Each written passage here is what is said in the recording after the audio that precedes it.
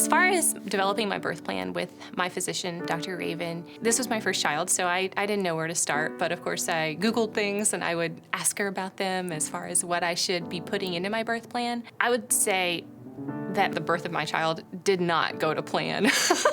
I was planning on a natural birth, vaginal birth, and as far as like an epidural, I was open to it, but wanted to give it a shot without it at first. That changed immediately. Definitely wanted the epidural, but due to some like positioning things with the baby, we did need to like have an emergency C-section.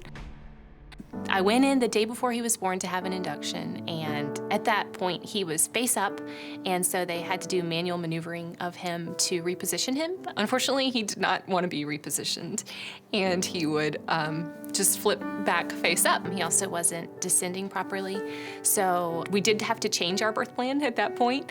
Dr. Raven pulled in Dr. Ward, and he was wonderful too. You know, he was somebody that she brought in a few times during the whole labor and delivery to introduce me to him in the event that we needed to have a C-section. She had sort of a long labor course and got to the point of pushing and pushed actually for quite a number of hours. And to all our surprise, that baby just did not want to come out. And so at that point, we recommended a C-section, and so that's how we proceeded, and she had a healthy baby boy. Dr. Raven never seems like stressed out at all. She's the most calm person, which was really important to me. It just amazed me too. Like, she came in at like 4 a.m. The morning of the night before. She was there till like 8 or 9 p.m. She guided us through every decision to make sure that it was the right decision for both of us, both my child and me, and a safe decision. And she listened to us. I mean, she made sure that what we were concerned with, she answered any questions, or she made sure that we were taken care of. One of the things that's special about St. Mary's Hospital actually is we've got one of the lowest primary C-section rates in the nation. I think that is partly because we're very, very patient in giving women and their babies plenty of time to progress through labor. And for Eloise, that was certainly the case. We allowed her lots of time with pushing and really to give everything a chance. But I think it really helps when she knows she did absolutely everything that she could, and that there was no pushing to come to a decision for a C-section, no rush to get there.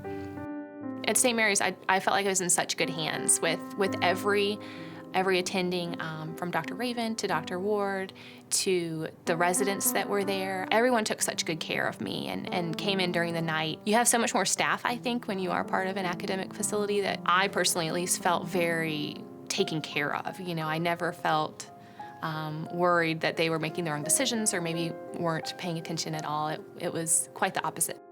Probably the main takeaway for me was that birth, it can be very unexpected when you're going through that process, and just to, you know, kind of have an outline of a plan was good, to kind of know what you wanted and maybe what you didn't want, but to also just stay open to unexpected events that may occur.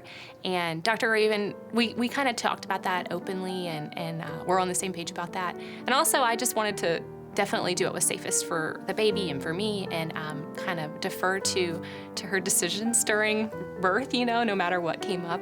And it was easy to trust her and to trust her experience and to trust her opinions and guidance on certain things.